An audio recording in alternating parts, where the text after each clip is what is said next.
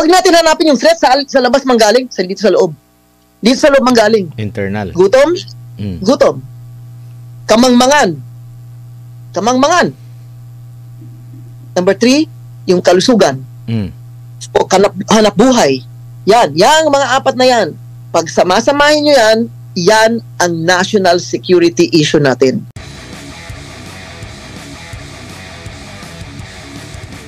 Magandang hapon po sa inyong lahat. Naalala ko po, tama po ba? Diliman Preparatory School, yung high-tech na paaralan. Alam nyo ma'am, nung narinig ko yan, pag pumasok daw yung mga estudyante, automatic daw nagtitext sa magulang na, oy, nakapasok na ang anak ninyo sa school. Tama po ba? Opo. Yun. Tama talaga. Hindi ako nakapag-aral dyan. Sayang, high-tech pa naman. Pero ma'am, itong pag-aaral, mga foreign students, hindi ito bago sa ating Pilipinas siguro. Opo, naalala ko po matagal na, no? Siguro noong 1980s pa, maraming mga Iranian students, maraming Indian students, Pakistani students, marami po nag-aaral dito. Sa kasalukuyan, kung hindi po ako nagkakamali, no? Mache-check rin natin ito sa CHED, sa ating Commission on Higher Education, na merong mahigit na 22,000 ang Indian students na nag-aaral dito, no? Tama. And I think that's a welcome opportunity for the schools that have them in their universities and colleges. Maganda rin karanasan ito para sa ating mga kabataan na meron silang kakasama na iba't ibang kultura, iba't ibang salita nila iba, pagkain nila iba, pero nandito sila, no? At maganda yan.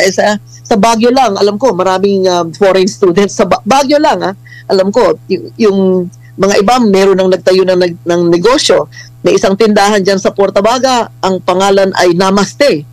At yung mga bata na yan ay galing sa Nepal. So marami tayong mga foreign students dito, and I welcome it, in fact. Kasi ayoko bansagan na foreign Chinese kung ano man sila. Hindi, walang ganon. Basta nanggaling sa iba't ibang dako ng mundo, nandito sila. Yan ay isang, parang pagkilala din, no, sa educational system natin na may tiwala sila sa ating kolehiyo. They're studying medicine here. These Indian students are enrolled in schools of medicine or colleges of medicine, no? So that means it is trusted yung kanilang pinag-aralan at pinagkakatiwalaan na balang araw sila ay magiging doktor at dito sila nag-aral. Tsaka automatic din yan, ma'am, pag parang kagaya din ng mga turista din siguro, na nakakatulong sa local community, or kung marami talagang mga kasi parang maituturing ko rin silang turista kung sa ring pag-aaral lang yung rin nila dito, sa buong bansa malaking tulong yan in terms of ekonomiya.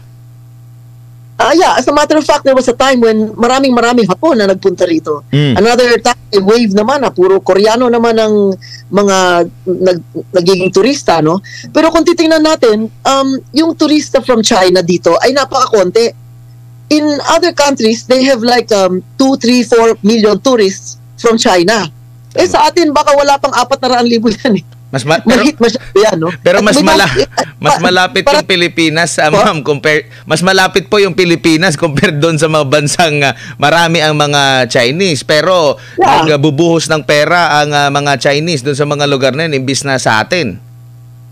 Oo nga, kasi alam nyo, pagka tayo ay nagbukas ng ating mga pintuan sa sari-saring klaseng tao, syempre may mahusay dyan, may masamang tao, may mabait, may hindi mabait, merong magalang, may hindi magalang. Parang Pilipino, pag nagpunta sa ibang bansa, may Pilipino walang hiya, may Pilipino masipag, may Pilipino tamad. Walang pagkakaiba yun sa kahit anong nationality, kasi ang tamad o walang hiya or mabait, marunong makitungo, wala naman prangkisa yan eh. Hindi naman franchise yan ng bawat anong klaseng uri ng tao, di ba? Pag tinignan nila sa Pilipino, nandun halimbawa sa mga plaza, sa mga park, ganyan, nagmamanicure, nagpe-pedicure, nagluluto ng pansit. Anong tingin mo doon sa Pilipinong ganon? Pero may Pilipino hindi ganon, di ba? Kaya ibig sabihin, ang tao sa mundo, hindi mahusay, mabait, ay alinsunod sa kanilang citizenship o kanilang nationality o kanilang dugo, di ba? Pero, opo. Kaya yung yung sinasabi natin na mga foreign students, kami sa Diliman Preparatory School, ang laking bagay na naitulong ng mga Korean students noon dati. Sabi lang, huwag kayo tatanggap ng Koreano kasi magulo sila. Wala naman ho kami naranasan magulo for 2 or 3 consecutive years. Ang valedictorian namin, Koreano. Sa Diliman Preparatory School. Yung pumasok sa amin na hindi marunong magsalita ng English, kundi yes and no. Yun lang nga alam nila. Okay. Pero naging valedictorian eh. Oh. Anong magagawa namin? Oo, tsaka malaking tulong din yan sa mga schools kasi gumaganda yung image dahil iisipin nila, maganda pala yung dyan, maraming mga foreign students, parang foreign student friendly pala yung paaralan na yan, maganda. Gagastos sila ng... Bigyan ko na lang kayo ng halimbawa. Sabi ng statistika, 2% lang, 2% lang ang Chinese sa Amerika. 2%. Pero ang pumasok sa Harvard University, 30% Chinese. Oo nga. Paano nangyari yun? Doon nga sa... naalala ko nung panahon ni Trump nung presidente siya, gusto niya i-ban yung mga foreign students. Ang umalma at nagdemanda yung mga Ivy League na colleges. Bakit? Ano isusweldo nila sa teacher, ang mga professor nila kung aalisin nyo lahat ng foreign students sa mga Ivy League na university? Kung yung Amerikano mismo hindi makapasok sa university dahil kailangan pa nila ng magkaroon ng student loan, kailangan pa nila kung ano-ano, hindi pa sila makapasa sa mga exam.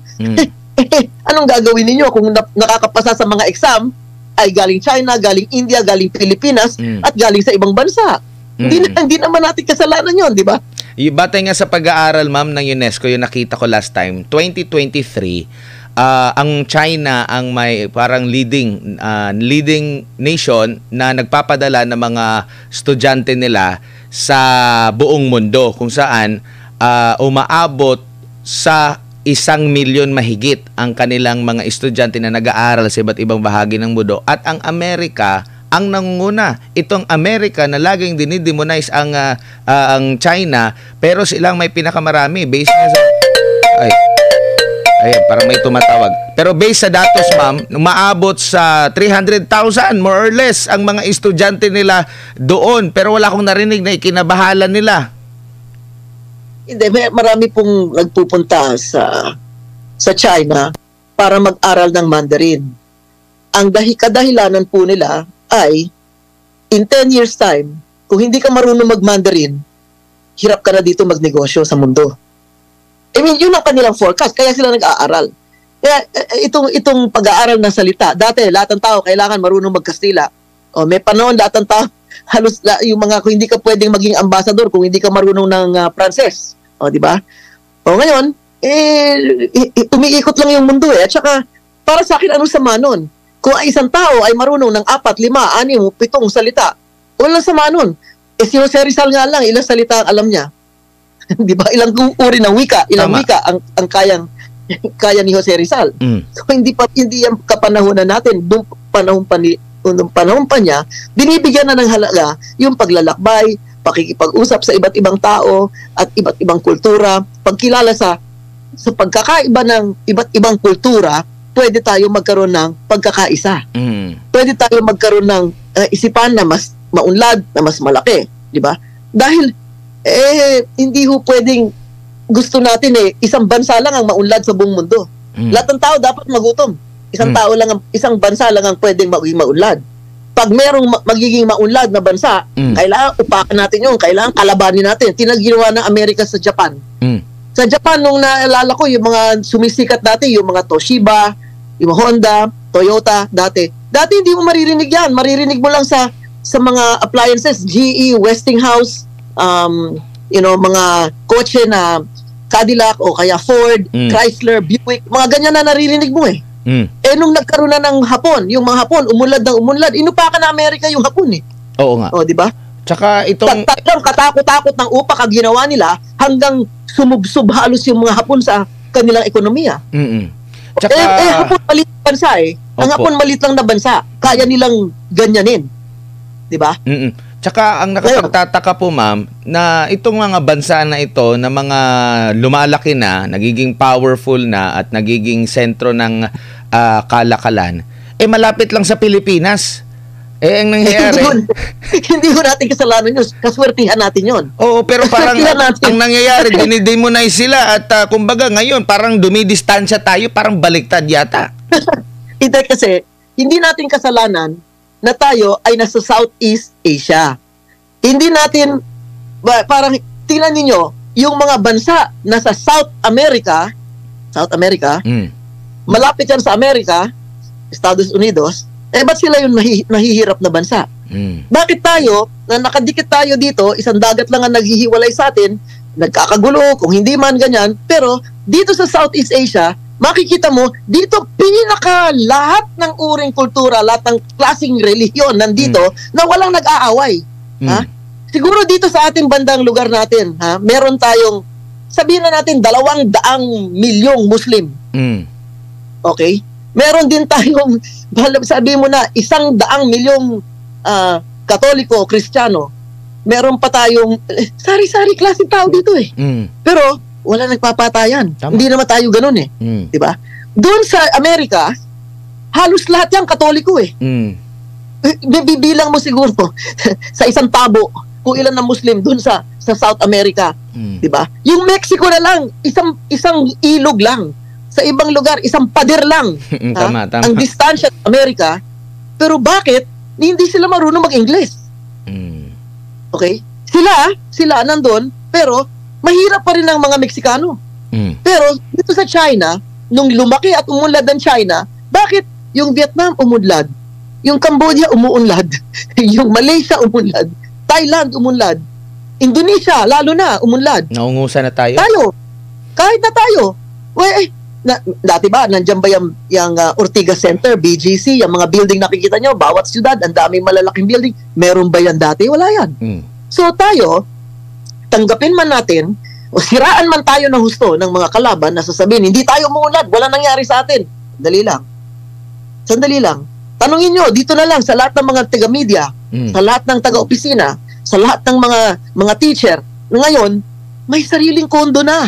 Dahil kung hindi mabibili ang mga kondo ng mga one-bedroom, studio, two-bedroom na yan, hindi magtatayo yung SMDC at DMCI ng ganyan. Palulugi sila dyan, diba? Bakit sila tayo ng tayo? Lahat ng kanto pwede sakupin nila, lahat ng pwedeng bakanteng lote, tatayuan nila. Bakit? May bumibili. Tsaka yung rin, ma'am, yung traffic natin, mapapansin mo, hindi mga lumang mga sasakyan ang bumabaybay ngayon sa EDSA. Marami mga bago na. Alam nyo, kaya nga, ang sinasabi ko lang, wag tayo magmasamang loob kung yung mga ibang bansa umuunlad. Di ba? Kasi dati, pursado ka eh. Lahat ng kailangan mo dapat sa Amerika mo kunin. Ultimo sabon. Ano ba yung mga Lifebuoy, Safeguard, kung Dove, kung ano man yan. Doon galing yun eh, di ba? Ngayon, meron na yung mga Koreano. Wow, ang gaganda ng makeup nila. Hapon, may na maganda. Sa Malaysia, magaganda yung tinda nila. Sa Indonesia, maganda yung tinda nila. Kapitbahay natin yun eh. Di ba? Ang sabi nga ng kaya mga... umabot tayo sa level na dito sa ASEAN, lahat naghahalo-halo na nag-aaral dito. Kung ano-ano, marami akong kilala, Australiano, sa Singapore nag-aaral. O kaya mga ibang taga-New Zealand, nandun sa Bangkok nag-aaral. Ang daming taga-America, retirees. Doon nagre-retire sa Thailand. Dito nagre-retire sa Pilipinas. Di ba? So, ibig sabihin, halo-halo na tayo dito. Umunlad tayo. Ang ekonomiya ngayon ng Southeast Asia o ASEAN, tawagin natin sarili natin ASEAN, ay 6 times bigger than Europe. Dati pag sinabi mo Europe, wow, sindak na sindak tayo sa Europe, di ba? Laki ng Europe. Hindi po. We are 6 times the size of Europe. Kaya anong gawin nila? Ginugulo nila doon sa Europe? Ginugulo nila dito sa atin? Sino na nanalo dito? Ay yung gumagawa ng bala, gumagawa ng bombers, gumagawa ng nuclear weapons. Hindi tayo yun, ha? Oo, kasi itong China, ma'am, itong China kayang mabuhay ng walang gera eh. Yung parang... alam mo, simple lang yan eh. Kung ikaw ay nakaranas ng isang katutak na uring gera, ayaw mo ng gera. Tama. Bakit? Kasi nakita nyo, yung sarili nyong magulang, sarili nyong kaibigan, sarili mo na napupulbos yan sa gera. Ngayon, yung mga tao na hindi nakakita ng gera, kunyari tayo, sabihin natin, yung generation ko, hindi ako nakaranas ng gera. wow, lahat okay. Parang ayos lang lahat, oh. Wala kang problema. Tama. Di ba? Tama. Minsan, iba lang yung lasa ng pizza, hindi mo kakainin eh. Yung mga bata ngayon, maiba lang yung lasa ng sandwich, ayaw na nila eh. Di ba? So, hindi natin naranasan yung gano'n. Yung bansa, katulad ng China, it's magmula pa nung 5,000 years, may struggle yan. Tama. Pati yung mga kaharian, kalaban kapwa kaharian, hanggang tatlong iba't ibang mga dynasty nag-away-away hanggang umabot na sa sinakop na sila ng lahat na maiisip nyo mga western na bansa, no? Sinakop na sila. Pumunta dyan na yung mga Pranses, nandyan na yung mga British. Sino bang nagtambak ng opium sa China? Tama. So, hanggat maaari, gulayin mo na yung buong bansa na yan para mabulok na sila. Lumaban sila, natalo sila sa opium war, kaya sabi na, sige, talo na kami. Give up na kami, ha? Talo na kami. Kunin nyo na yung Hong Kong. Yung malit na batay, maraming mangingisda dyan sa Hong Kong, inyo na yan. Di ba? Bago umabot ng 100 years, soli nyo yan sa amin. So, di, umakyat binaba ang bandila ng Hong Kong at inakyat yung bandila ng China or yung British bandila bumaba. Umakyat yung bandila ng China, walang pumutok kahit na isang putok, isang baril, wala. Pero wala namatay. Opo. Pero Senadora, maayos yan, maayos yung transition na yan. Pero Senadora, ano nangyari? Opo. Maitanong ko lang po, kulang po ba ang Pilipinas sa pag-alala natin sa kasaysayan? Kasi madali tayong makalimot, maimpluwensyahan lang tayo, makakalimutan na natin yung iba. 'Di ba? Halimbawa, kagaya na lang dito sa US, grabing natin sa US, kumbaga tinitingala. Pero nakalimutan natin na minsan tayong inabuso ng bansang ito as compare dito sa China na walang ibang ginawa kundi magkalaka lang po sa ating bansa. Siguro hindi sa madaling makalimot. Pero mahirap tanggapin yung mapait na karanasan. Psychologically, mahirap tanggapin yan. At gusto natin tingnan, parang pinipili natin kalimutan yung mas mapapait na kahapon at umaasa tayo. Umaasa tayo, pagdadasal natin na magkaroon ng kapayapaan. Pagdadasal natin na mawala ang gutom. Pagdadasal natin na sana yung lahat ng tao hindi maging swapang at hindi maging magnanakaw. Diba? Pinagdadasal natin yan araw-araw. Gusto natin maging maayos yung ating pamumuhay. Kaya, at tayo'y madaling madala dun sa mga may dinadalang pabuya o may dinadalang pabor, may dinadalang regalo. Diba? So pagdating ng Amerikano, may chewing gum, may tsokolate, ganyan, dumating na ang aircon, dumating kung ano dumating, mga nakikita natin. At syempre, yung propaganda noong panahon na yon ay napakaganda ng Amerika. Kaya madali kang mahulog ang kalooban. Maraming 1950s, mga professional, doktor, mga nurse, mga inhinyero, nagpunta sa Amerika, magandang buhay, umunlad. No? Pero hindi laging ganun ang panahon. Kahit na magbago ang panahon, minsan hindi natin napapansin. Kasi parang na-stuck, nalubog tayo dun sa propaganda at mas madaling tanggapin yung gano'n. Kasi parang sinabi mo yung mga komunista yan, mga mamamatay tao. Di ba? O kaya mga walang kwentang tao yan. Yung mga Amerikano, ayan, ay para sa kalayaan, para sa demokrasya. Ako naman kasi, kung ako naman ay para sa kalayaan at demokrasya, bakit ko gustong pulbusin? Tama. Lahat ng bansa na madaanan ko. Di ba? Ba't ganun? Well, baka sabihin nila, yung Iran, ganito sila. Yaan mo sila, nandun sila sa lugar nila eh. Ano ba ang kailangan mo sa Iran? Gusto mo swapangin yung kanilang langis? O, di ba? Kaya kung sino man ang tatayo at magsasabi na, yung langis natin ay para sa atin, ha? Yan. Yung langis natin sa Iran ay para sa taga-Iran. May gustong hindi taga-Iran na gusto sakupin, sabi, amin yan, akin yan, mapapatayin ko kayo kung hindi nyo kami pagbibigyan. Kung naging gano'n na yung sitwasyon, nagiging parang press release na lang yung demokrasya, press release na lang yun kasi Hindi nangyayari yun, di ba? Maski sa South America, ganun. Yung mga leader ng South America na tumitindig para sa sarili nilang kapakanan, ayun, either makukudeta sila, ma-assassinate sila, papalitan mo yung gobyerno nila, o sasakupin mo sila, lulusubin mo sila, ganun lang yun. O kaya pupundohan mo yung kalaban nila. Pwede rin ganun.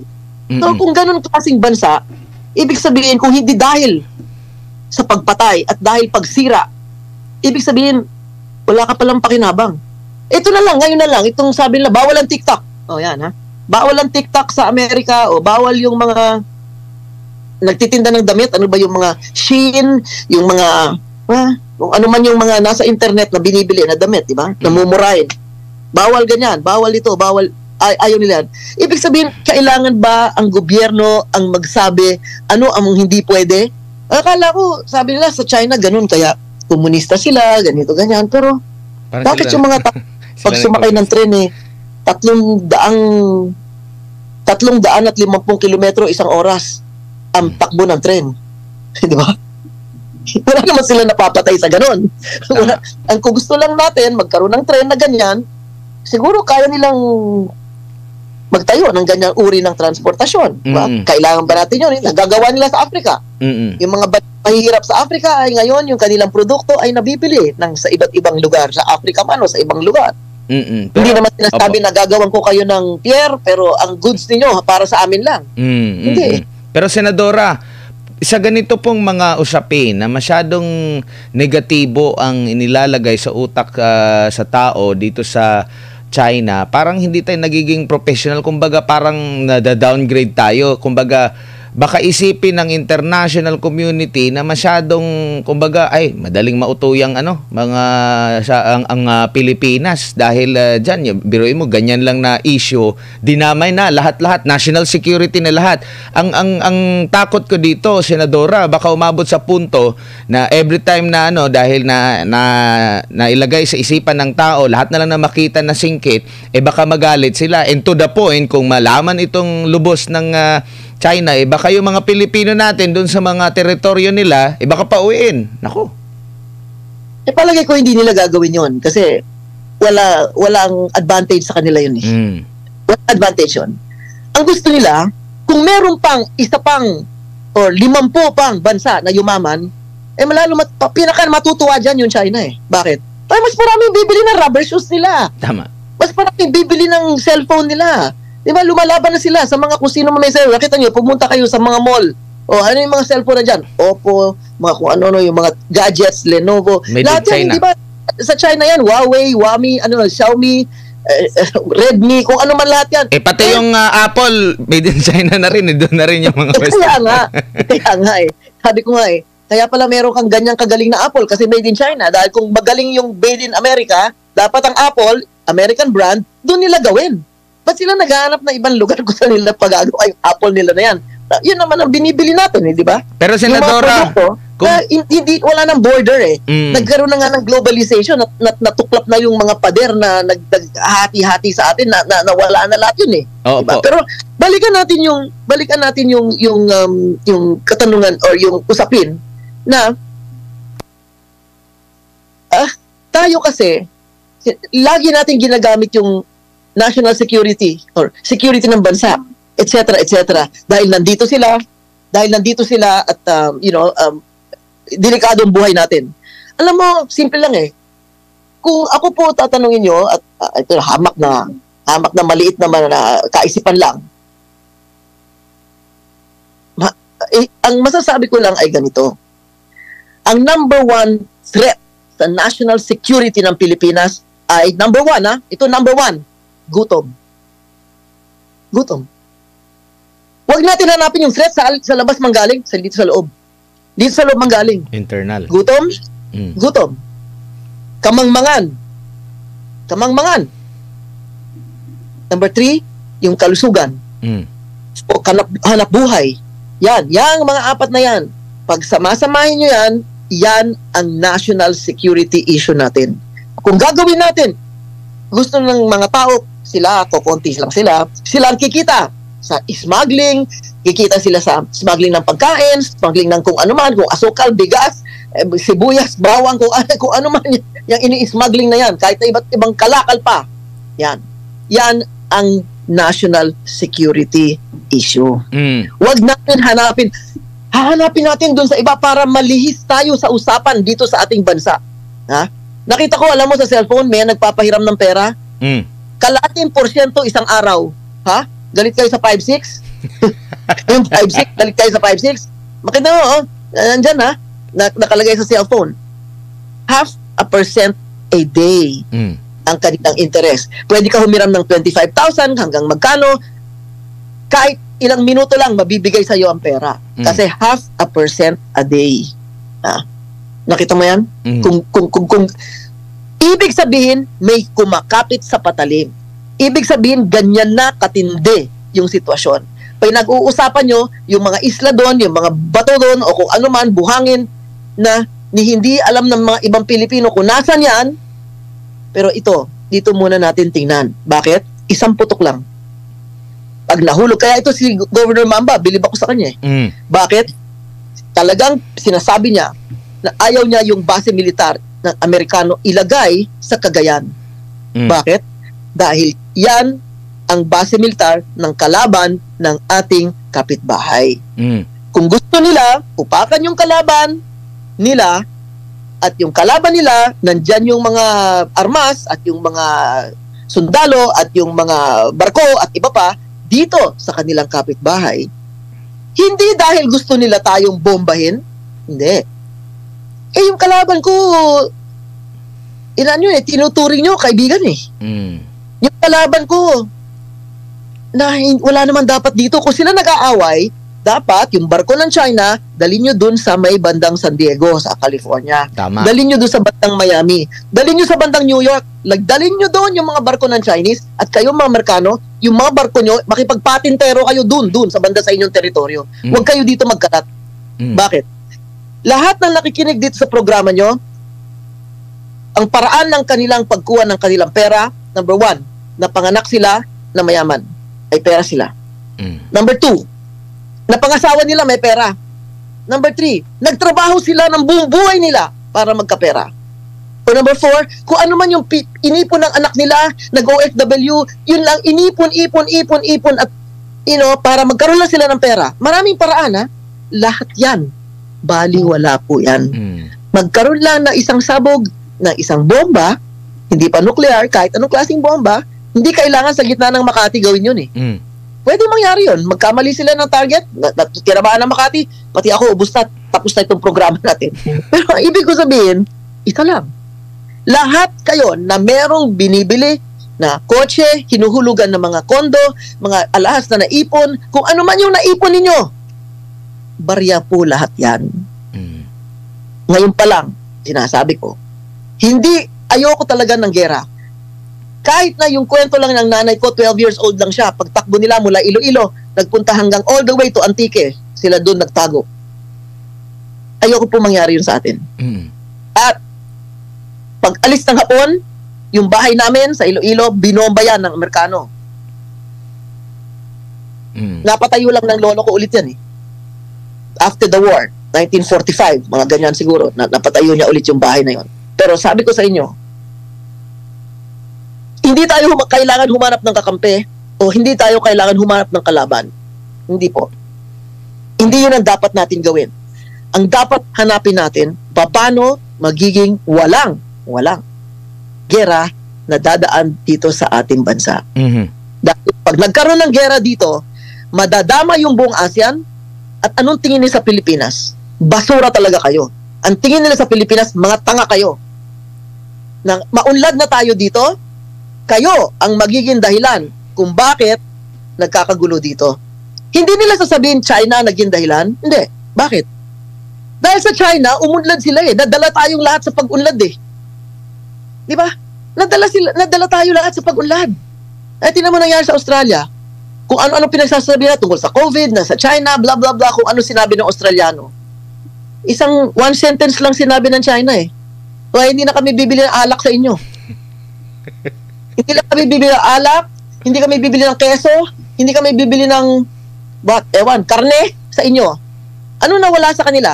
$40 bilyon. Di ba? O ano ngayon? Tapos na yung COVID, lahat nagkalamatay na, yung mamamatay, nabuhay yung mabubuhay, yung nagsisimula muli, nagsimula na ulit. Hahalukayin natin lahat yon. O, di ba? So, ngayon, ito ba, pag sinabi ba ng China, sige, ay nako, gulo-gulo niya, mahirap yan, baka wag na tayo bumili dyan sa Pilipinas. Minsan na walang mawawala sa kanila. Lahat ang pwede nilang bilhin sa atin, mabibili nila sa Indonesia, mabibili nila sa Vietnam, mabibili nila sa Thailand. Ano ba meron tayo na wala silang lahat? Diba? Minsan na rin nilang ginawa yan, Senadora, nung panahon ng Aquino administration, hindi na sila nag-order ng saging. Kung saging, hindi ganun, malaki ang impact niyan sa atin, ha? Pero hindi ganun. Yung ibig sabihin, yung mga nasa Bicol o yung mga nasa Cebu o yung mga nasa Ilocos, hindi nila maramdaman yung hindi bumibili ang saging ang China sa atin, di ba? Hindi nila mararamdaman yon. Pero ang ibig ko sabihin, yung impact sa taong bayan, kahit saang dako ng Pilipinas, 7,000 isla tayo kaya hindi mo masasabi kung anong masama sa isang lugar, mararamdaman ng kabilang lugar. Hindi naman gano'n, ano? Pero masasabi ko lang po dyan, ang kailangan natin, yung kalakal natin ay bilhin. Ang problema natin, wala po tayong kalakal dahil wala po tayong pabrika.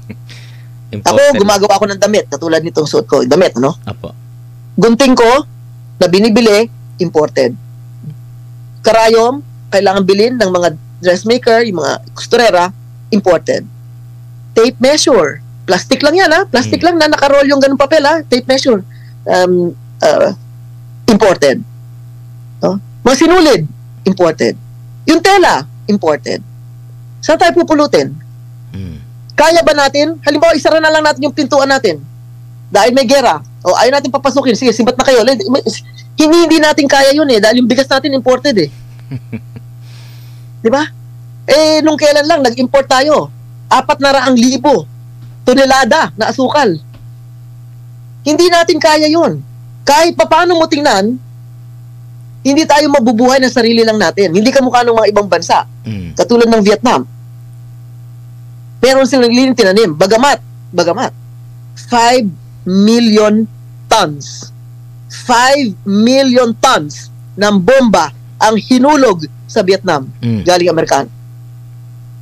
5 million tons. Isipin mo, 5 million tons, ha? 25 taon ang digmaan dyan. Pero, yung kanilang kaunlaran, lampas na yung sa atin. Nalampasan na tayo. Kaya, sabi ko nga, meron akong nabasa kayo, kung saan ko nabasa yun Dito rin sa internet. Ang sabi ng China, meron kami, tinatanggap nila yan, ha? Meron kaming century of humiliation. Napahiya kami, inupakan kami, nilusob kami, wala kami nagawa, mahina kami, nagutom kami. Alam namin kung anong ginawa ng Hapon, yung Nanjing Massacre. Pinag-uusapan pa nila hanggang ngayon. Ilang milyon ang pinatay dyan sa Nanjing. Di ba? Pagpasok ng Hapon, ilang milyon ang Chinese na namatay at nasira lahat dahil sa Hapon. Pinaaway ba nila? Ginagera ba nila? Hindi. Sinabi nga nila pinatawad na namin sila. Lahat yung mga yan. Pinatawad na namin lahat yung mga sumakop sa amin na yan. Yung nagtambak sa amin ng opium, yung mga taga-Britain, yung mga British. Yung opium, tinambak dito. Sabi mo, tambakan tayo ng shabu, tambakan tayo ng opium. Di ba? Okay. So, we forgive. But we will not forget. Di ba? Ngayon, parang nahirapan kong tanggapin. Wala akong masabi. 2 linggo na yata ako hindi nag-i-interview Wala akong masabi. Bakit? Nakipag-usap tayo, Pilipinas, trilateral. Yung kausap natin, kakampi natin, Hapon, Amerikano, tsaka tayo. Yun yung 2 bansa na lumusob sa atin ng milyon ng pinatay, Philippine-American War at saka World War II. Di ba? Yung Hapon at Amerikano. Ngayon, sila yung ating kakampi. Alam nyo, kahit na in my 100 next lifetimes, wala tayong kakampi. Sarili lang natin ang ating kakampi. Wala ho tayong maaasahan kundi sarili natin dahil sila, kani-kanila pong interes yan. Kung ang bansa na gusto magtinda ng aeroplano, barko, bala, bomba, meron silang interes. Di ba? Yan. Senadora.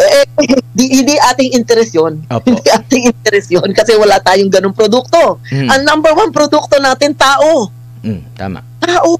Tingnan nyo yun. 35 billion ang ating kinikita from overseas workers. Oh. Di ba? Sabihin man nila, mas mataas ang kinikita natin sa electronics. Baka 40 billion ang kinikita natin sa electronics. Imported lahat ang pyesa ng electronics Tama. Ang natitira dito sa atin, latak lang. Yung sweldo lang ng Pilipino at yung pambayad sa kuryenteng mataas. Yun naiiwan dito. Marami dyang mga pabrika na yan, tax-free yan, sa tax-free zone. Hindi tayo kumikita ng buwis dyan. Oh, di ba? Ang hinahabol natin ngayon na magbayad ng buwis yung mga nagtitinda sa internet. Yung nagtitinda sa... Yun lang ang kaya na nila. Nawala na sila ng trabaho. Nawala na sila ng negosyo. Yung pahahabulin mo, abay, hindi mo habulin yung mga pabrika na kumikita. O, di ba? Opo. Hindi ko naintindihan Pero, Senadora... Eskwelahan lang na katulad namin. Nahahabol kami ng BIR Yun nga, doon sila mabilis. Doon sila mabilis sa pagtugis sa mga magnanakaw. Medyo mahina sila. Pero doon, sabi siguro, ito, madali itong matugis. Kaya itong ma-pressure, magbabayad ito. Kaysa doon sa mga magnanakaw sa gobyerno, hindi nila makita agad Alam nyo, mahirap po mandaya yung eskwelahan katulad namin. Dahil pagpasok pa lang ng kinder, nakarehistro na sa DepEd kung ilan na estudyante mo. Hindi ka pwedeng tumanggap na 1,000 estudyante, nire-register mo 300 lang. Hindi ko pwede ganun. Kasi yung estudyante na grade 1 hanggang grade 12, hanggang college, yung record niya tuloy-tuloy po yan. Di ba? Wala naman inahan ng ginto. Kaya yung malit na bagay na yon, kaya sabi ko nga minsan maybe 10-15 years ago, sabi ko sa BIR, kung sinasabi nyo, ganyan kami, pasaran nyo na lang kami. Pasaran nyo lang kami. Mas malaking kikitain ko doon sa halaga ng lupa namin kaysa nagpapatakbo ng eskwelahan. Serious. Kaya maraming tao nagsasara Tama. Ayaw na nila yung sakit ng ulo na BIR kausap namin. Ayaw na nila yan. Pagod na sila. Paano tayo makahikayat ng mga foreign investor niyan, ma'am? Yan pa naman ang purpose nila kung bakit daw babaguhin yung konstitusyon, pag-iikot sa ibang bansa, dahil para daw makahimok ng maraming mga investor. Pero yan yung realidad na mga local pa lang nagnanegosyo. Alam nyo, ang foreigner, tinitingnan kung ano yung negosyo ng mga lokal na kumikita. Okay? Nakita nila sa ibang bansa, Indonesia, Malaysia, Thailand, pabrika, production. Dito nga, patis lang Patis lang. Ang mundo bumibili ng patis sa Thailand, hindi sa atin. Example yan. So, ang tinitingnan ng foreigner dito sa atin, kung papasok sila, hindi, ano ba ang pinagkakita dito? Ayala, Gokong Way,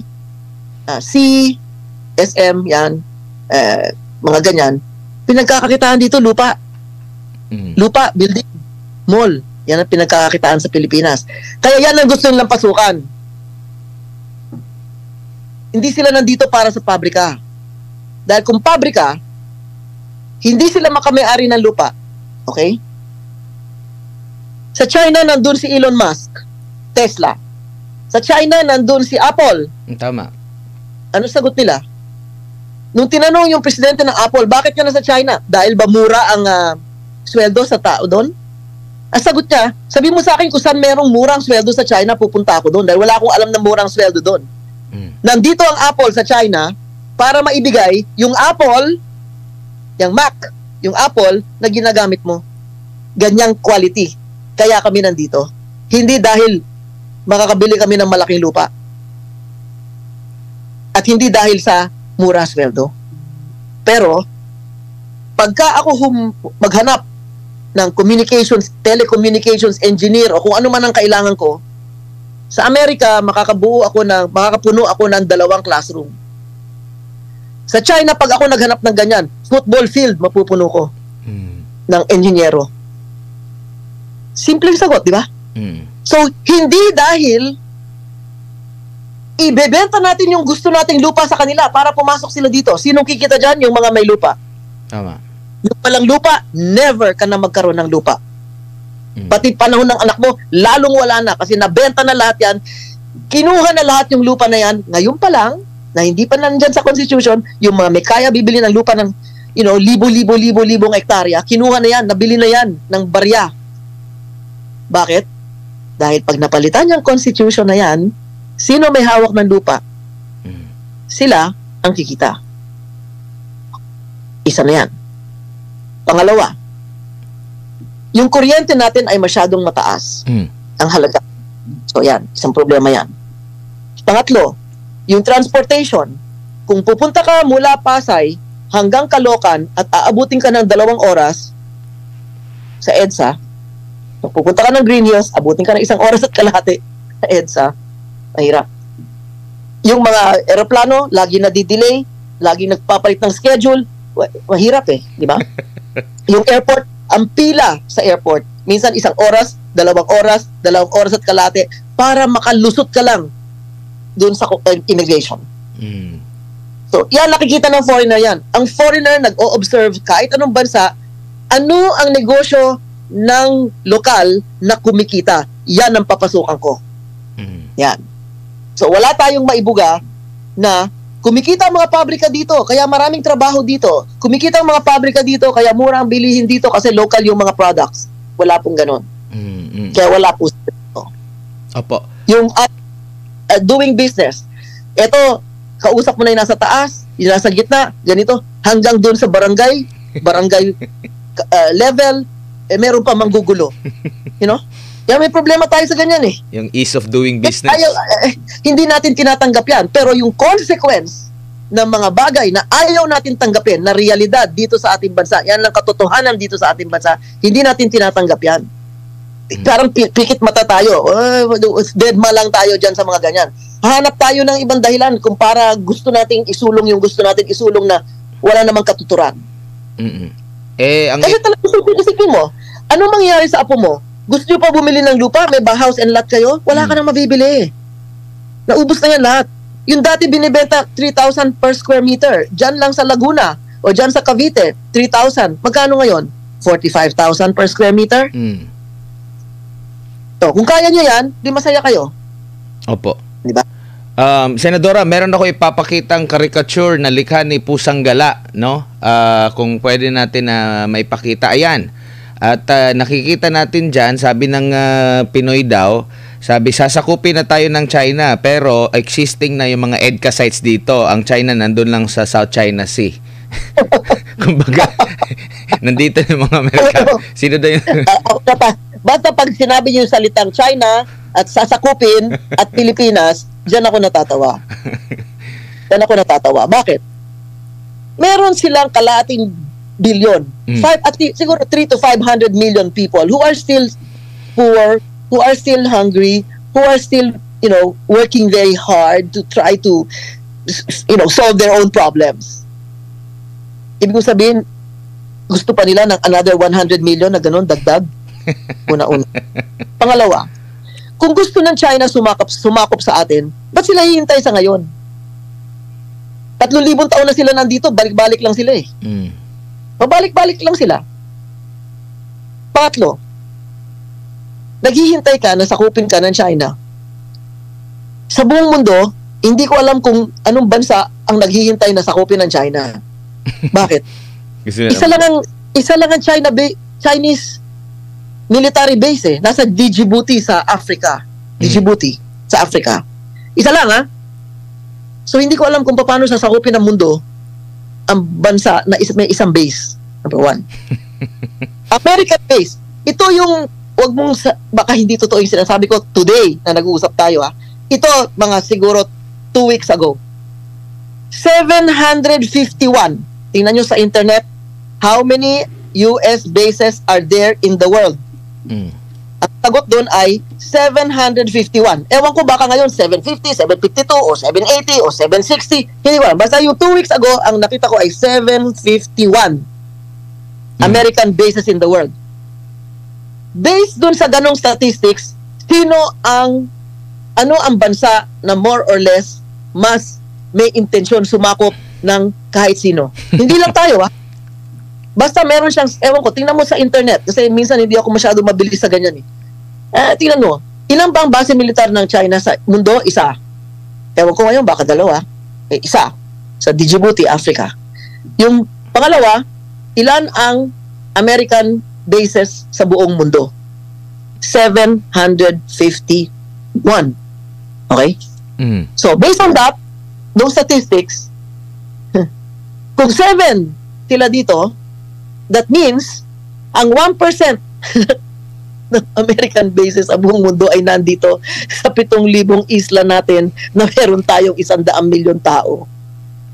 Yan ang statistics na hindi pwede kung, hindi naman ako spokesman ng Chinese Embassy, hindi nga ako kilala ng ambassador nila Hindi ba? Meron akong nakita dito, Senadora, ang nabanggit mo, yung sabi mo kanina na 750 bases. 51. 51 na. Pero ito ay as of July 2021 pa ito sa at least 80 na mga bansa. At ang may pinakamaraming base militar ng US ay kapitbahay lang natin, Japan. Kaya nga, ang ibig ko sabihin, kung merong mananakop sa mundo, dapat nakapwesto na sila. Tingnan mo halimbawa yung Iran. Yung Iran, sabi lang, yung Iran, gigirahin ang buong mundo. Okay, tingnan nyo, ilan base militar ang nakapaligid doon sa kanila ng Amerikano? O, di ba? So, sino ang nanggigera ng sino? Yun ang hindi ko maintindihan kasi ako, simple lang ako mag-isip. In the final analysis, lahat yung sinasabi ko, lahat na sinasabi ko ngayon, isa lang ang gusto kong mangyari. Walang away dito. Yung katahimikan, huwag yung katahimikan ng simenteryo. Ay, tahimik sa simenteryo, Gusto nyo katahimikan? Pumunta kayo sa Memorial Park kung di tahimik doon. Diba? Pero yan, ayoko yan. Ang gusto ko mangyari, na dito sa ating bansa, may matagalan, katahimikan, may katarungan, na uri ng katahimikan, yung may kaunlaran dahil ang tao ay may ginagawa dito sa sariling bayan. May produkto tayo na ibibigay sa mundo. Hindi yung pinakamagagaling natin, pinakamatatapang, pinakamalakas ng loob, pinakagusto makipagsapalaran, umaalis. Yun po ang gusto ko mangyari na dito po sa ating mismong bansa. Diba? Kasi bakit pinagmamalaki natin tayo number 1? Magaling tayo maging DH. Bakit? Bakit hindi tayo pwede maging number 1 sa ibang bagay? Sa pinakamaraming plastic, nakakalat tayo. Sa pinakailalim na mahina sa mathematics, sa science, sa English, sa reading, tayo.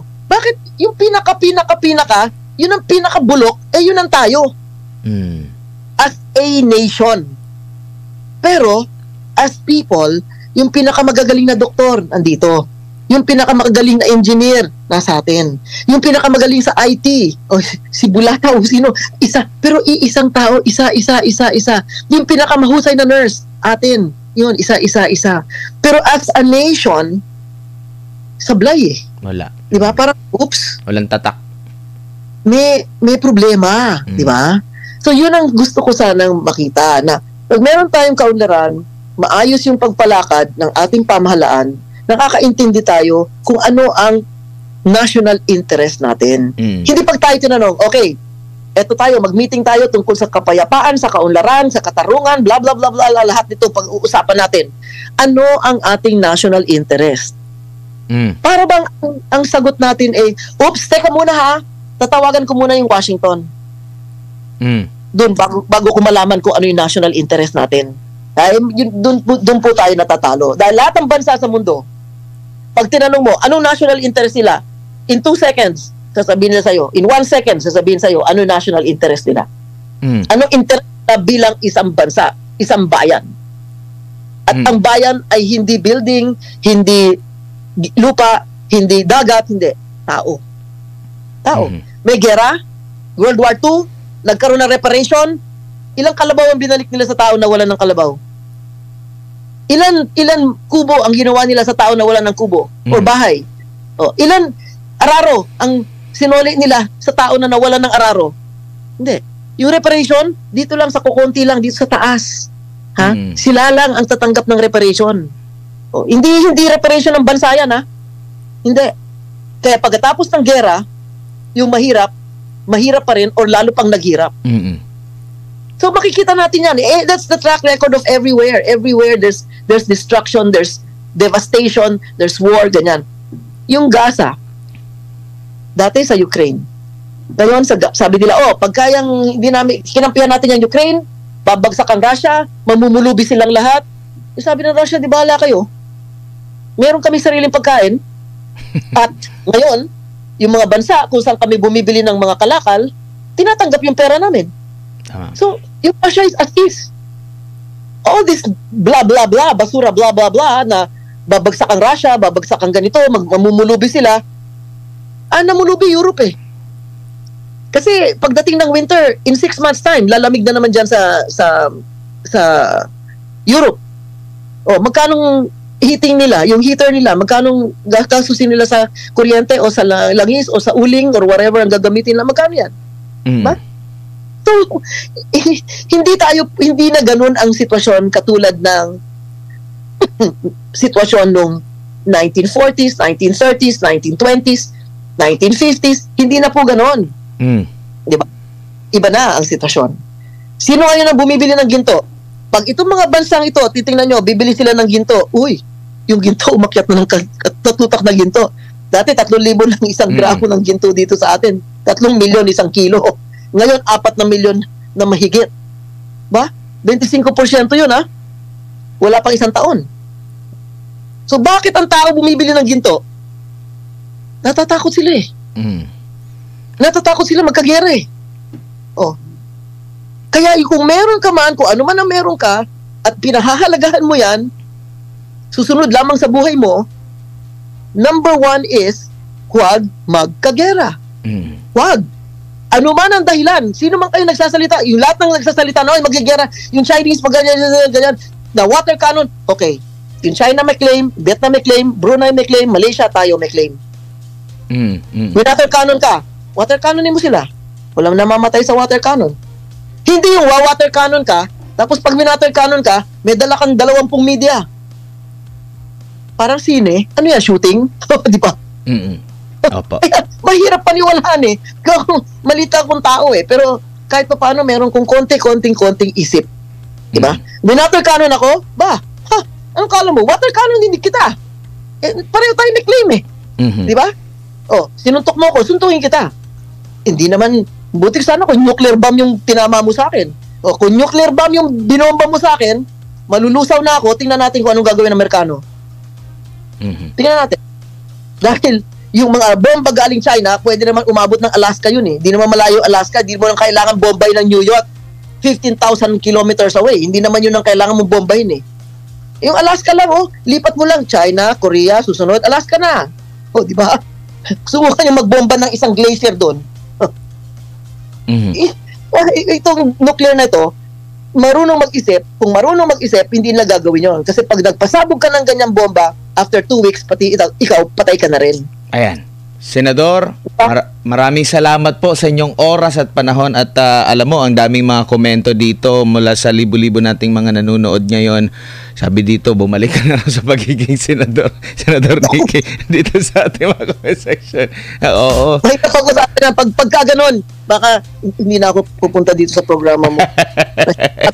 Ito yung nanggaling sa puso ko. Yun nga po. Na mga kababayan, huwag natin pahintulutan na dito magkagulo.